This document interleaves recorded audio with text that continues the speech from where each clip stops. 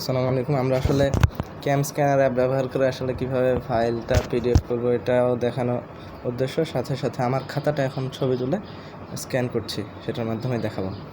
আজকের ক্লাসটা আমি ছবি তুলে রাখা আছে, যেটা আমার ফোল্ডারে আছে। আমি এখন ক্যামস্ক্যানার অ্যাপের ভেতরে যাব।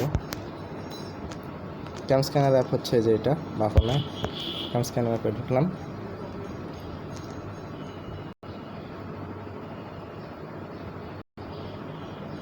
তারপরে উপরে এই যে একদম উপরে একটা যোগ চিহ্ন আছে, মেঘ অর্থাৎ ক্লাউডের ভেতরে প্লাস চিহ্ন আছে, সেখানে ক্লিক করব। ক্লিক করার পর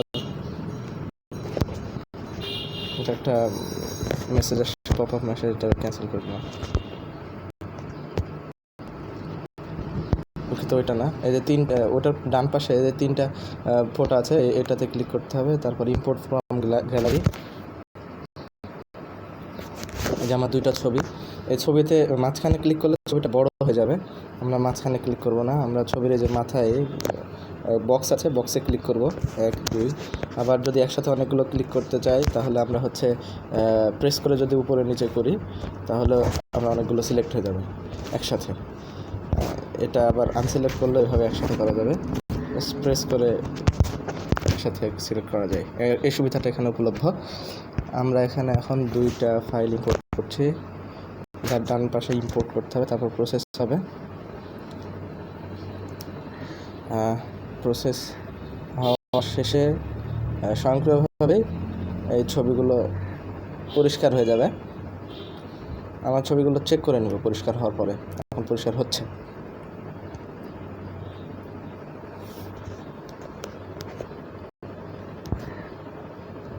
পরিষ্কার হওয়া সম্পূর্ণ হয়েছে। আমরা এটা ক্লিক করলাম, প্রথম পেজটা দেখছি, আমার লেখা বোঝা যাচ্ছে, কিন্তু আমার উপরের লেখাগুলো আসলে দরকার নেই।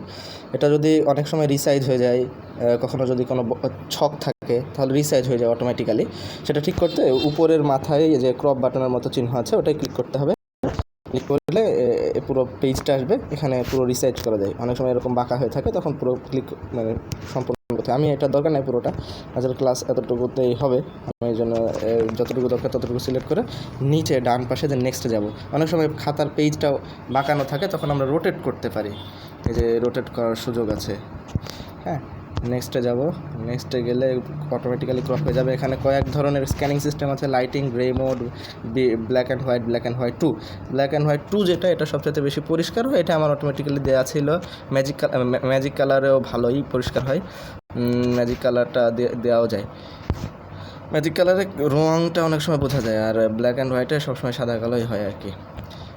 আশা করি এটাতে আমার লেখা বোঝা যাচ্ছে। আমি দেখি ব্ল্যাক অ্যান্ড হোয়াইটে দেখি, এটাতে খুব কিছু লেখা মুছে যাচ্ছে, এই জন্য আমি ম্যাজিক কালারেই দিলাম। তারপরে সিলেক্ট করে ফেললাম। কিছু কিছু পেজ খুবই অস্পষ্ট হলে আমরা রিটেক করতে পারি। রিটেক করার জন্য যে উপরে তিনটা ফটো আছে, এই যে ক্লিক করে রিটেক করতে পারি আমরা। আবার পেজ ডিলেটও দিতে পারি। এরপরে পুরো কাজ শেষ হয়ে গেলে আমরা এখান থেকে বেরিয়ে যাব। বেরিয়ে যাওয়ার পরে যে পিডিএফ বাটন উপরে মাথায় তিনটা, এখানে পিডিএফ লেখা আছে, যেই জায়গায় আমরা এখানে ক্লিক করলে পিডিএফ হবে। পিডিএফ হওয়ার পরে আমরা ফাইলটা কম্প্রেস করে নিলে, ওই যে স্যার বলছিলেন 100 মেগাবাইটের উপরে হলে অনেক সময় আপলোড করা মুশকিল হতে পারে আমাদের কারো খাতা, বা রেজুলেশন যদি বেশি হয়, তো এই জন্য ফাইল কম্প্রেস করে ফেলতে পারি নিচে। এই যে এখন বেস স্টেট আছে, এর চাইতে কম হবে না। তারপর আমরা শেয়ার করবো উপরে মাথায়। শেয়ারে গিয়ে এই যে সেভ টু ড্রাইভ বা সেভ টু লোকাল ডিভাইস, এই যে মাথার উপরে দেওয়া আছে, বা কারো কোনো নিচেও থাকতে পারে, সেটা সেভ করে নেব। আমি সেভ টু লোকাল করে ফেললাম, আমারটা সেভ হয়ে গেছে। আমি যদি এই ফাইলটা পিডিএফ আকারে নিতে চাই তাহলে আরও সুবিধা, সেই সুযোগও আছে। সেই সুযোগটা হচ্ছে এখানে গিয়ে, দুঃখিত, আমি যদি ফাইলগুলো পিডিএফ আকারে নিতে চাই সেই সুযোগ আছে। যেভাবে আসলাম, এখানে এসে শেয়ার অপশান আছে, শেয়ার অপশানে ক্লিক করে শেয়ার জেপিজি, আমি এখানে জেপিজি আকারে সেভ করে নিলাম, সেভ টু গ্যালারি। এইটাও পরের পৃষ্ঠাটাও আমি সেভ করে নিব, শেয়ার, তারপরে share JPG, save two gallery. As long image হিসেবে দুইটা পেজ একসাথে, মানে লম্বা একটা ছবি হিসেবেও মূলত এটা সেভ করা যায়। এটা হয়ে গেল, আমাদের হয়ে গেছে। আমরা এখন যদি বেরিয়ে গিয়ে আমাদের নিজেদের ফাইল ভিউ, অর্থাৎ যেখানে হচ্ছে মোবাইলের ফাইলগুলো দেখা যায়, তার ভেতরে গেলেই ফাইল ম্যানেজারে গেলে আমরা আসলে সেগুলো খুঁজে পাবো।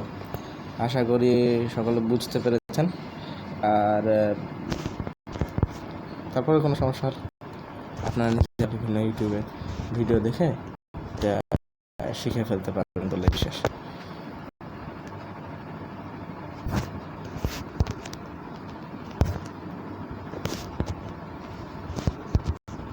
এই যে ক্যামস্ক্যানার অ্যাপে আমি লাস্ট ক্রিয়েটেড অ্যাপে আমি খুঁজলেই এই যে চলে আসছে।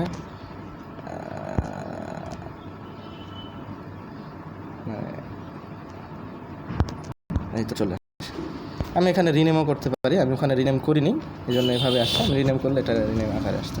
অসংখ্য ধন্যবাদ সকলকে।